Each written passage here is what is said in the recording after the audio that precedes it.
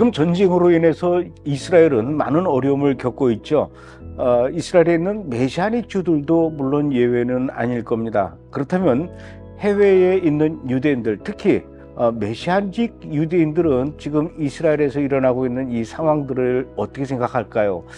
캐나다 밴쿠버에 있는 메시아닉 유대인들, 과연 이런 이스라엘에서 일어나고 있는 상황들에 대해서 어떤 생각들을 갖고 있는지 오늘은 좀 그런 이야기를 나눠보려고 하는데요. 저는 오늘 밴쿠버에 있는 메시아닉 교회의 다니엘&마티 목사님 그리고 또 마티 목사님과 함께 이야기를 나눠보도록 하겠습니다. Nice to meet you. Thank you. Nice to meet you too. 자, 오늘 밴쿠버에 있는 이 메시아닉 교회에 대해서 우선 어떤 분이 이 교회 좀 소개를 해주시겠습니까? Well, here in Vancouver, Kehilat Zion was founded in 1986 by my father, and it was established when there was a mighty move of God among the Jewish community here, and spontaneously around the city, many Jewish people came to faith in Jesus, and some wanted a fellowship of their own. And so the congregation was founded and led until just a few years ago by my father, Eli Nesson. 그리고 내심 목사님은 제가 10년 전에 영국 런던에서 만나서 인터뷰를 했던 기억이 나요. 그러고 나서 이제 10년이 지났고 오늘 이렇게 이 밴쿠버에 오니까 목사님이 영국에서 밴쿠버로 이렇게 와 계시네요. 영국에서 어쩌다가 이렇게 이 밴쿠버로 오시게 됐습니까? So my job in England was to establish chosen people ministries in the country and build it into an autonomous, self-sustaining organization, which it is now. So when it got to that point, my wife and I moved back, and now we live over here once again. And at the same time, my father was getting quite elderly, and he needed help. So I took over the leadership of this congregation so that he could step back because he was no longer able to lead it. 이곳 그 캐나다에도 유대인들이 많이 살고 있나요? 그리고 유대인들과 함께 또 메시아닉 주들의 숫자는 얼마나 되는지 우리 마티 목사님께서 좀 대답을 해 주시죠. I think we have to make a distinction between Jewish believers and people who identify themselves as Messianic Jews. So our congregation here is quite small. We're less than 100 people, and not all are Jews.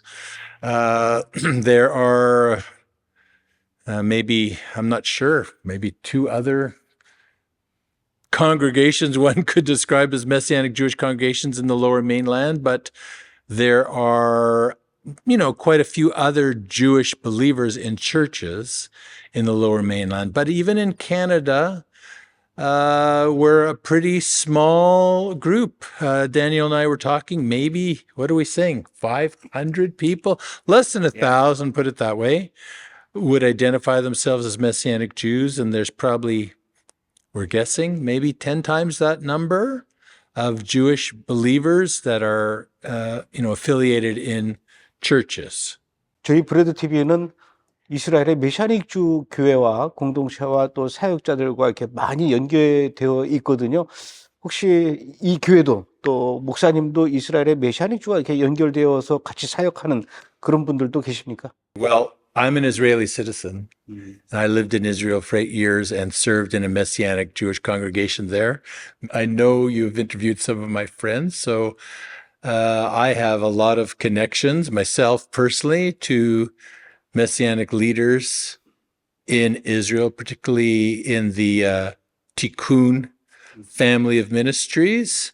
But Daniel also has many connections in Israel. I'll let Daniel comment on this as well. Okay.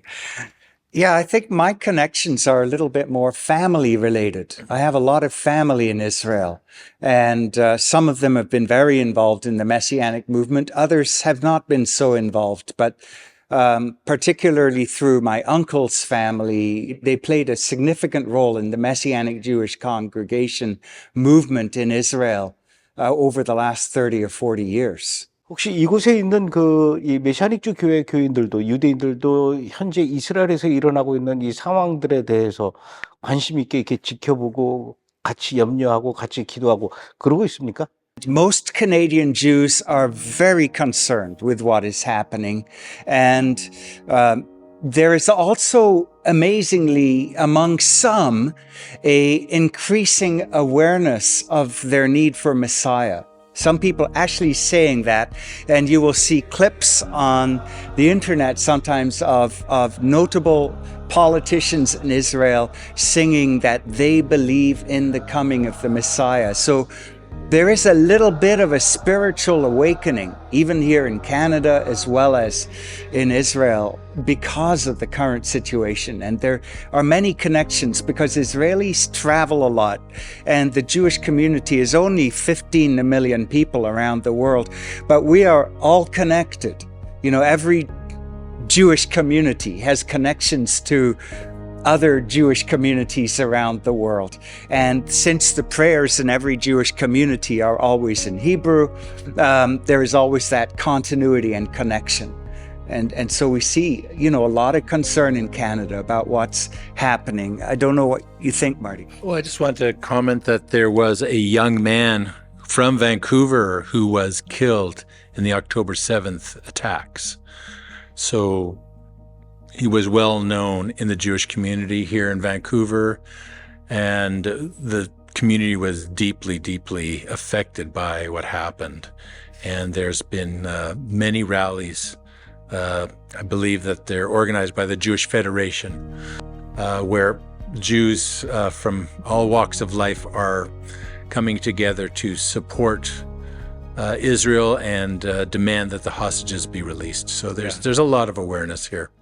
제가 알기로는 미국에 있는 유대인들, 특히 그 동부 지역에 살고 있는 유대인들이 그 굉장히 많은 수의 이 반유대주의자들이 몰려와서 이렇게 그 어려움을 겪고 있다, 이런 이야기를 그 뉴스로 이렇게 들었거든요. 캐나다에 있는 유대인들은 미국보다는 좀 덜 합니까? 어떤 그 반유대주의에 대한 그런 분위기들이? I'll let Daniel also comment on this, but, well, you know, there has been support, but then there's also been some other voices that have been extremely disappointing. There was a university professor who actually was censured because she said that she was delighted with what happened on October 7th. And there have been voices in other academic circles and in trade union circles where people have, I mean, it's shocking to us, but have been very, very supportive of what took place on October 7th. And we haven't seen the same kind of rallies in Vancouver that have occurred in Toronto and Montreal in support of Hamas. You know, I mean, it's one thing to support the Palestinian people. It's another thing to support what took place on October 7th or to justify it. And I have a friend, a Messianic rabbi in Montreal, who told me about occasions where shots were fired at Jewish congregations in Montreal. When we hear people justifying the brutality and violence of Hamas on October 7th, and it's very, very disturbing that there are people in Canada who justify that kind of violence. It's very hard to understand, and I think especially for Jewish people, it creates a lot of insecurity that there isn't stronger censure in the media against those kind of voices.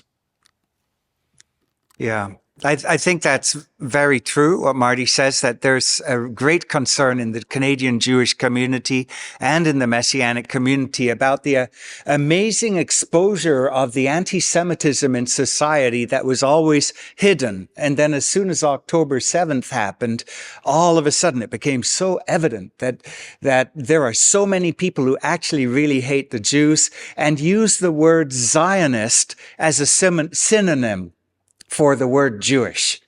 And so they say they're opposed to Zionism, but then they label all Jews as Zionists, and really there's no difference in their minds. If you're Jewish, they hate you. And so we are shocked. 하나님께서 왜 이 전쟁을 일어나게 하셨고, 이걸 영적으로 봤을 때 이걸 목사님께서는 어떻게 바라보고 계십니까? You know, I think you're absolutely right. There's a spiritual dimension to the October 7th war and the attack on that day. For Israel to have been absolutely surprised at every level, the political, the military, the secret services, the intelligence, all of them were shocked and completely dumbfounded on October 7th. They had no ability even to respond quickly, which shocked the Israeli people and shows us our mortality. And no matter how much we think we have things in control, we don't. And I think the spiritual message to Israel is very clear, that we always need to depend on God. And there have been many stories that have come out of Israel about soldiers who've experienced miracles and have survived things that you wouldn't think a person would normally survive, even in the midst of this war. There's an increasing awareness that in reality we are in a spiritual battle, a battle that will not come to an end until our Messiah, Jesus, Yeshua, rules from Jerusalem on his throne as King of Kings. The other thing I would like to say, though, is though there is a physical boots on the ground war taking place in Israel, we understand as New Covenant believers that there is a spiritual battle we are engaged in. We don't wrestle against flesh and blood, but nevertheless, I think this has been a wake-up call for all of us as believers. We are in a war. It's not just taking place in Israel, in Gaza, or on the Lebanese border, but God is calling us to really be engaged. And one other thing I've seen that's a remarkable shift in the body of Messiah is a call to intercession, and believers around the world praying for Israel. Certainly Korean people have been at the forefront of prayer and intercession. You've been examples to the rest of us, but slowly we're also engaging and understanding the necessity to engage in prayer and spiritual warfare through intercession. So I think this is also something taking place, an awareness not only in Israel, but in the body of Messiah around the world. 지난 그 10월 7일 날 하마스의 기습 공격으로 이스라엘 사람들이 많은 피해를 입었어요. 이번 사건으로 그 이스라엘 사람들이 굉장히 이 충격을 많이 받았을 것 같은데 어떻게 생각하십니까? 이번 일을 계기로 이스라엘 국민들의 어떤 영적인 변화가 좀 있을 거라고 보십니까? Yeah, you know, people were so deeply shocked on October the 7th. They couldn't believe that this happened. And it shook Israeli society to the core. And it shook people's hearts. And I really believe God is preparing the hearts of the people of Israel for that day when Messiah will appear, as we see in Zechariah chapter 12. And our people will look upon our Messiah and see his pierced hands, his feet, and his side, and realize that, wow, this is Yeshua. This is Jesus. He was our Messiah. And this is one of the things we've seen actually in the last couple decades as well. More and more Jewish people are saying, if when the Messiah comes, he turns out to be Jesus, we'll be absolutely fine with that. You know, it used to be Jewish people wouldn't even entertain the possibility. But now it's much more common to think, well, maybe he is. And there's a spiritual openness. I haven't seen numbers of people coming to faith yet, but I can't imagine that it's not going to be a stepping stone for some people towards faith in Yeshua as God's Messiah and the way to have a saving relationship with God the Father. When we look at the scriptures, we know that God is at work to bring restoration to the Jewish people, to bring them back from the four corners of the earth, but not only bring a physical or geographic restoration, but also a spiritual transformation, particularly in the land. And so we are seeing many signs that God is at work accomplishing this. I can tell you from discussions I've had with friends who live in Israel, Messianic leaders, that they are observing a shift just in their day-to-day life where they're seeing a much stronger emphasis on just in everyday life of people searching and looking and praying and reading the scriptures, a much higher awareness of God, not necessarily towards Yeshua just yet, but there is just an openness to things of the Spirit that they've never seen in Israel in times past. And I've also had some really wonderful testimonies of friends who've been able to share their faith and expecting some kind of pushback and opposition, and instead being very surprised at the receptivity of people because it shows that there is a heightened awareness and God is drawing his people back. I truly believe that's part of what's taking place. But I would want to encourage us all, and particularly your viewers, that this is not something for us to just observe as bystanders, but to participate in. In Isaiah 49, God says he raises his hand in an oath to beckon to the nations, and they will be the ones to carry Israel back in their arms and on their shoulders. So there is a call and a responsibility for believers around the world to stand as watchmen on the wall, to cry out day and night for Israel's restoration, and to remind him, give him no rest until we see Jerusalem's righteousness shining forth like a burning torch. So it's something for all of us to participate in. And I see this awakening happening not only in Israel, but around the world in the body of Messiah, understanding that we also engage in Israel's restoration. And it's very, very important for us to fulfill this, to engage in this call. 하나님의 명령을 따르는 우리로서, 그리고 또 성경을 읽고 성경의 말씀을 믿는 우리로서 그 기독교인들은 이 두 국가 해법에 대해서 이걸 어떻게 생각을 해야 될지, 그 이스라엘은 이 두 국가 해법을 받아들여야 되는 것이 옳은 것인지 아니면 거부해야 되는 것인지 우리 목사님 생각은 어떻습니까? A famous Israeli politician once said, if the Arabs were to lay down their arms and genuinely observe peace, there would be peace instantaneously in the Middle East. But if the Jews were to lay down their arms, they would be almost instantaneously eradicated by the Arabs. And that's very much the case. According to surveys, most people who live within the Palestinian Authority or Gaza do not want a two-state solution. What they want is the eradication of Israel and the eradication of the Jewish population. On the Jewish side, there is a similar percentage who don't want a two-state solution, but their reasoning is different. They don't believe there ever can be peace because of the attitude of the Arab population, but they very much want it.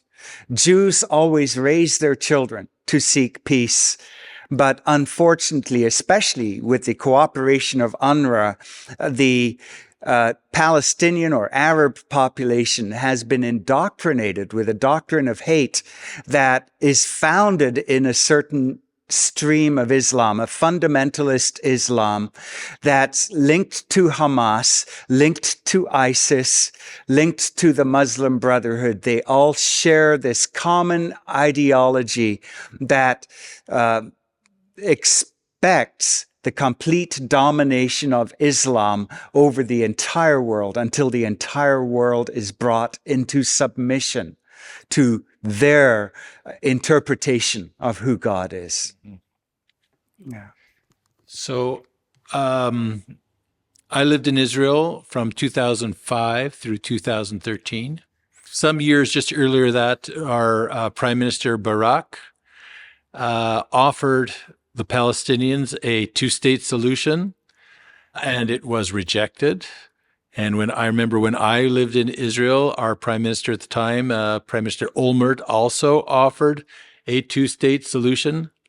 That was rejected. And at that juncture, I think Israelis who maybe had been hopeful that this was possible to have a two-state solution really lost any sense of expectation or hope that there could be some sort of two-state solution that would bring an end to conflict. I will say this. Sometimes I get in trouble with Christian Zionists about this, but try and imagine you went through the army and you saw maybe some of your comrades fall in arms. You know what it was like to be in war. And then you're a father and you have these precious young children, and you know when they turn 18, they're going to be soldiers and have to face what you faced. And somehow they get through it. And then they have children, and now you're a grandfather. And you look at those precious grandchildren and you think, they're going to have to be in the army too. When will this end? I tell you, I think the average Israeli, if they knew that they would have to compromise, but they could, if they signed a two-state solution that would bring an end to conflict and that grandchildren would no longer have to carry on this fight, they would sign in a heartbeat. But they know that that's unrealistic. And that's not going to happen. I'm not saying it should happen. I'm just saying Israelis are so desperate to have this conflict end.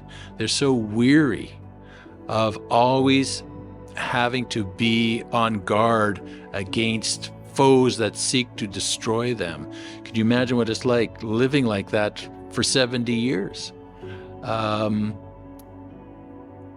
They would do it. I'm not saying it's right. I think according to the scriptures, this is not right because he gave the whole land to Abraham, Isaac, and Jacob. I don't think it ever will happen. Or if it happens, it'll be very short-lived. But I'm trying to help your listeners, your viewers understand how difficult this is for Israelis to be constantly under this sort of pressure. And then when Hamas does the unspeakable, the most outrageous, violent acts, and they glory in it, they post these horrible things on social media, so there's no ambiguity about what they did, and still the world does not rally to Israel's cause. It's bewildering. And it's very discouraging, and it's so important for believers to stand with Israel at this time because who else is standing with Israel? And we, as the people of God, of the new covenant, we must stand with Israel at this time. It's so important for your viewers to really grab hold of this. 그렇다면 만약에 그 두 국가 해법으로 이렇게 딱 서로의 존재를 인정하는 이런 방식으로 하려고 했는데 그게 현실적으로도 불가능하다라고 하면은 그럼 어떻게 해야 그 팔레스타인 사람들이 한 400만 명 이상 되는데 그 사람들을 그곳에서 다 나가라고 할 수도 없고 어떻게 해야 그 땅 안에서 이스라엘 사람들과 팔레스타인 사람들이 평화롭게 살 수 있는 방법은 어떤 방법이 있을까요? That's a very good question because really Palestinian Arabs are pretty much beyond our reach. I've known people who've done ministry among them, but it's difficult and it's dangerous in certain places. Christians in the Gaza Strip have been persecuted. Christians in Bethlehem, that used to be a overwhelmingly Christian Arab town, have been all but removed. There are only 10% now of the population who are Christians in Bethlehem. So all we can do really is pray, because these people really do need the Lord, and we need to have a love for them. And to love the Palestinians, to love the Arabs, does not mean we are turning our backs on the Jewish people. God loves those people, and we must love them too. We must be very clear as to what the truth is, not be sucked in by a false narrative, as some people put it. But our love must be one that reflects what Yeshua said: love your enemies, pray for those who persecute you. And as believers, if we do that, I do believe we will see changes happening in Arab society. God is powerful, always has been. I lived in Western Galilee on a small kibbutz, right next to a Arab Muslim town. And I can tell you, everybody got along just fine. And it was really delightful. There was mutual respect. And I did most of my shopping in the Arab town because, truth be told, their prices were better than the Israeli towns. But, you know, we got along. I would get my mail at the Muslim Arab town. A Muslim woman who, when I would go to get my mail, she would say, Shabbat Shalom to me. And it's possible. It's possible for us to respect one another and live with one another. But viewpoint of Hamas and those kind of political forces are making it very, very difficult. So we look forward to a better day. I will also say this, that in my congregation in the Haifa area, we had American believers and Russian believers who loved one another with, you know, in Yeshua. And I remember as a Canadian looking and seeing these, you know, two good friends who were enemies, and knowing that it's possible. But really what the, you know, it might seem simplistic, but the answer, the Prince of Peace, is truly the Middle East peace plan. And I believe his heart is for the Arab people, that they would come to a saving knowledge of the truth. 우리 브래드TV 시청자들은 이스라엘을 사랑하고 이스라엘을 위해서 기도를 많이 하시는 분들이거든요. 지금 이스라엘의 상황을 보고 또 이스라엘의 평화를 위해서 기도한다면 어떤 기도를 하는 게 좋을까요? Thank you so much, because we really need prayers. The Jewish people need prayer. Israel needs prayer. The Lord said, Psalm 122:6, which everyone should know, pray for the peace of Jerusalem. They shall prosper that love you. And the Lord said to Abraham, those who bless you will be blessed. And I believe that nations that bless Israel through prayer are blessed, that God works through that. And he works even in the individual level. There's a spiritual healthiness to it. In terms of the needs of Israeli believers need to be encouraged to stand strong. We need to pray against the enemy who would seek to bring believers into conflict with each other, and to help the believers, both Jewish and Arab, in their relationships with each other, because the Jewish and Arab pastors do pray with each other. And the believers in the different churches and messianic congregations do fellowship with one another. There are deep connections, and we need the Lord to bless that, because that is a sign of what God does in the lives of those who love Him. I would pray that God would send His angels to protect the soldiers who are engaged in warfare in Gaza and on the northern border. When I lived in Israel, I heard many miracle stories from soldier friends of mine, and I know it's continuing on. But let's continue to pray for their protection and for breakthrough. To the objective of the war is to break Hamas, that they will no longer be able to threaten Israel anymore. And so, yes, we understand that we're in prayer, we're not wrestling against flesh and blood, but the spirit that is motivating and pushing Hamas, that it would be broken, that their communication lines would be scattered, that their plans would be exposed. And of course, there's also the public relations battle worldwide, that leaders would see the truth, that the dark and deceitful plans of the enemy would be exposed, and that the truth would be revealed, and that there'd be no dispute about that. I think these are very important things. Amen.